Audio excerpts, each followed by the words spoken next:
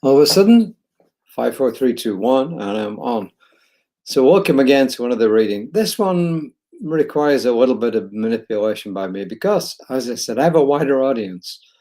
When I give a talk at our spiritual center or teach a class which is primarily devoted to students of science of mind or new thought, it's a little bit different. But when my audience is wider, as I've explained in the past several times, I try and change the readings so that pretty well anybody of almost any belief system can use them and benefit from them. And that's what I'm doing today.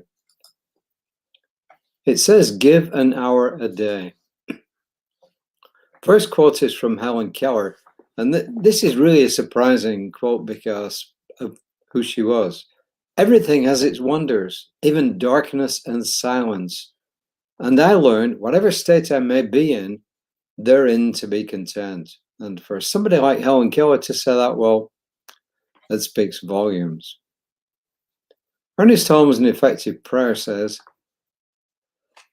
a certain time should be taken definitely each day for the enlargement of consciousness. This is done by reminding your imagination that the field with which it deals is limitless. And that's on page 34 of Effective Prayer. That's probably a really good summary and can be applied by anybody, right? The rest, as I said, I'm interpreting. Henri Nouwen was a Catholic priest. He says we got closer to God, he was a Catholic priest, by attending Zen retreats. In other words, he was open-minded. He was not particularly private about being gay, and who wanted everyone to know that, Christian or not, the divine wanted them to know that they were the beloved. So he's speaking primarily to religious people, but we can broaden it out, right?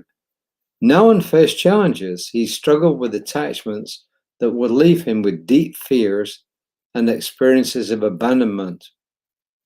And this is quoting, every morning, alone or in the company of others, I spend at least 1 hour in quiet prayer and meditation.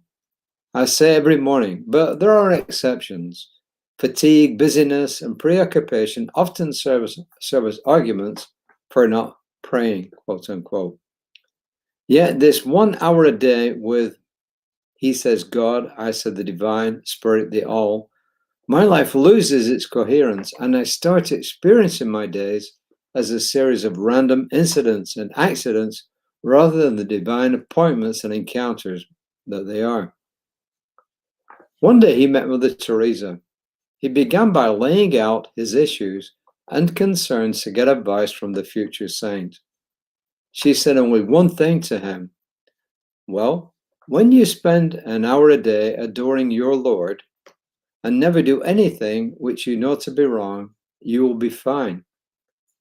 She spoke to him from a higher level of consciousness, one that didn't dismiss the pain and concern he was feeling, but that did speak to the reality of his soul and his mission on earth.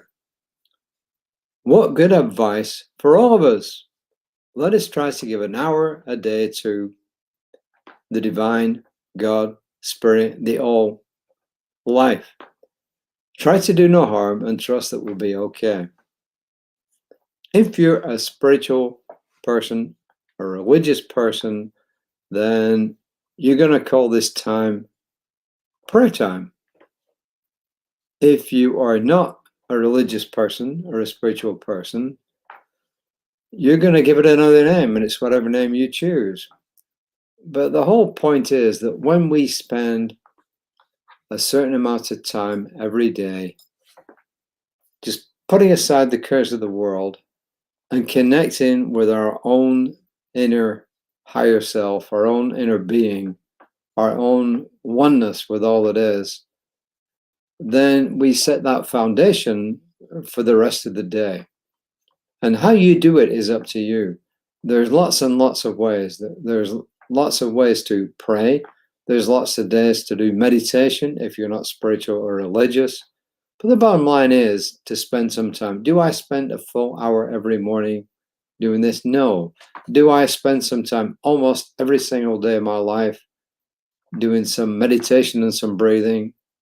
Absolutely, yes. And then at different times during the day, I go back in and I do things like this reading, which also connects me. So my advice would be to start in a small way. If you don't do any of this now, then how about just trying to find a quiet place sometime during the day and spend 2 to 5 minutes just breathing. Just concentrate on your breathing and nothing else. As I said, there's lots of apps out there that can help you do it. I subscribe to one, it's called Insight Timer, because it's got lots of potential. It's got guided meditations, it's got a timer, which is what I use. I don't usually use the guided meditations. I use the timer. I've got an app called, which is a breathing app, and there's lots of breathing apps out there you can use. I typically set it so that my in-breath is short to my out-breath, or if you want to put it the other way around, my out-breath is usually twice as long as my in-breath. And that's how I do it. And I also spend, because I'm a Science of Mind practitioner and minister, I spend time doing treatment, which is affirmative prayer, spiritual mind treatment, for lots of different people and things. So that's just my way of doing it. So it's healthy from a mental point of view, and it's healthy from a physical point of view. So my encouragement to you is, see if you can find some time each day just to be with yourself. And some people would say that the big benefit is connecting with a sense of yourself that you've never connected with before, and feeling that grounding and realizing that there is something out there that's bigger than we are, and that we can connect with it. And you can give it whatever name you want. You can call it the field. You can call it the quantum field. You can call it God, Spirit, the divine, the all, whatever. Or you can call it primordial wisdom if you're a Buddhist. So you can call it whatever you want. So it's good for your mind, it's good for your spirit, it's good for your body. So hey, give it a shot. The affirmation, I gave you, I'm not going to read them out. I put a bunch in there. Pick whichever one you want, or make up your own. It's all okay. So the one that he suggested was, he says, I adore God this day and seek to do no harm. I adore spirit this day and seek to do no harm.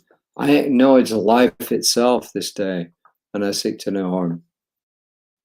I let the rest take care of itself. So it's a good thing about affirmations. You can make up your own, whatever works for you.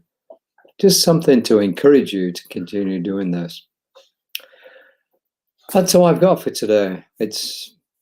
My readings are usually fairly short. I usually don't drag them on because I'm an engineer, and I usually look for getting to the core of things as quickly as I can. So yes, I'm a minister. Ministers often do talk on. Sometimes I do.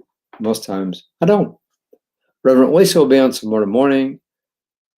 She's a little bit more loquacious than I am, but that's okay. It doesn't make us better or worse than each other. We're just different. And Reverend Jesse, our senior minister, is different, and so is Reverend Katie Roch Brigati, who's out in California. We're all different, but we all have got our own way of expressing things in life. So I just want to impress upon all of you that this that we're talking about today, in whichever way or form you look at it, is self-care. It is self-care, and it's really important. It's as important as getting exercise. It's as important as eating the right foods. It's as important as getting out and getting some sunlight on your skin. It's just as important. It's as important as being in community, because you're communing with something deep within yourself that's greater than you are. So Reverend Lisa will be on tomorrow morning at 9 o'clock. I'll be back hopefully tomorrow evening at 5. It should work out fine because I'm mediating all morning tomorrow, so tomorrow afternoon I should be okay to do that. So Until next time, please take care of yourselves. The rains probably stop for about a week. So until next time, namaste.